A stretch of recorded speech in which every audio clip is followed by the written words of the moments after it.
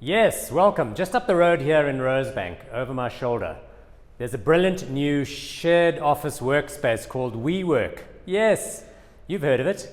A friend who has their office there tells me it is absolutely brilliant. You get a flexible deal, an attractive receptionist, much as you can drink coffee, killer views over the whole of the city, great desks and chairs, swanky meeting rooms, plus you get to hang out with a bunch of hot millennials starting new businesses all around you. And did I mention it's dirt cheap? Cheaper than staying at home. And less cat hair too, and no babies screaming in the background. No hardy-dars yelling in the garden. Now the background here. WeWork is a global operation headquartered in New York City. And yes, it's losing quite a bit of money. You see, the way the business model works, it enters into these long-term leases with building owners, jazzes up the space with their trademark look and feel, spends a shit ton of money on furniture, then it charges the space out to start-up millennial businesses at a loss. Yes, of course, because it must lose money in order to prove the concept and win some market share.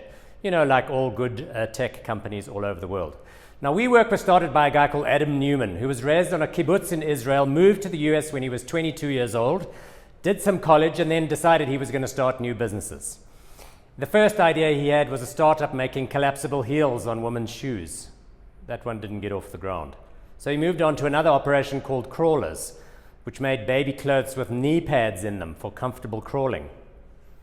That one did not get up and running either. So as a last resort, in the middle of the financial crisis, he and a friend started a small co-working space during the tough times in New York. And that's what became WeWork, with basically the same core business model that exists today. Now, Neumann is an attractive 40-year-old, 6'5" human, and he's both the biggest reason for WeWork's growth and its largest liability, because he's got legendary charisma, the gift of the gab like it's no one's business. And investors poured more than $12 billion into WeWork over the last couple of years. The biggest of all, SoftBank, run by Masayoshi Son. They sold $10.7 billion worth of paper to SoftBank, the last of which was a valuation point of $47 billion. Now, along the way, Neumann used the position of CEO to enrich himself to the tune of many hundreds of millions of dollars in WeWork stock, personal loans tied to his shares, agreements for WeWork to lease buildings that he actually owned. And don't forget some nice jobs for his family members, most notably his wife, who ran WeGrow. Everything here is called We something. WeGrow was a private city, New York City school.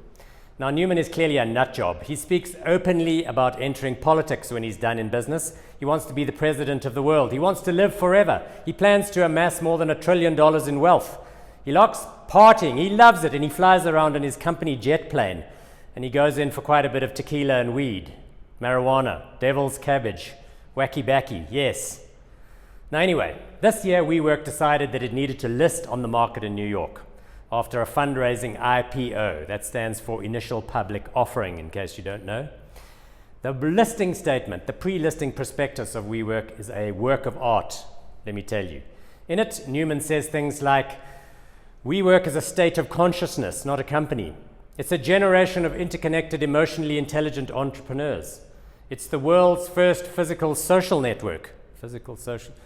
And they describe themselves as being at the same stage that Amazon was at when it only sold books. Oh, that's golden. And their bankers were exceedingly greedy. They fell over themselves bidding for the right to lead the IPO, each making more outlandish predictions than the former. JP Morgan told them, the company, oh yes, it'll be worth between $46 and $63 billion at listing. Goldman Sachs said, no, nonsense, between $61 and $96 billion. Morgan Stanley chunked in with a guess of around 43 to 104.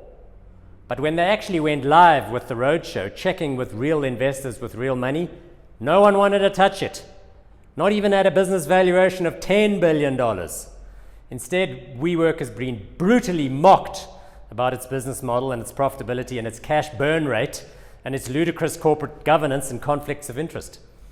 So SoftBank, the biggest funder of all, has turned against Neumann. The IPO has been shelved. He's had to step down as CEO and given up control of his voting stock. He had super voting stock with a 10-to-1 ratio. That's going to be reduced to 3-to-1. Geez, who does he think he is? Mark Zuckerberg? The problem is, WeWork is actually desperate for cash right now. They're talking about slashing up to 1/3 of WeWork staff, slowing the company's office lease expansion and shutting down ancillary businesses. I bet that private school run by the wife is going to go by the wayside. And the team there is getting a little sweaty. Because remember all those buildings that it leases, like the one back there? WeWork has nearly $50 billion of lease commitments in coming years, regardless of whether it stops its global office expansion immediately and turns a profit at some of the operations, which it isn't currently. This is getting awkward. It looks like WeWork might not actually work at all for anyone in the end.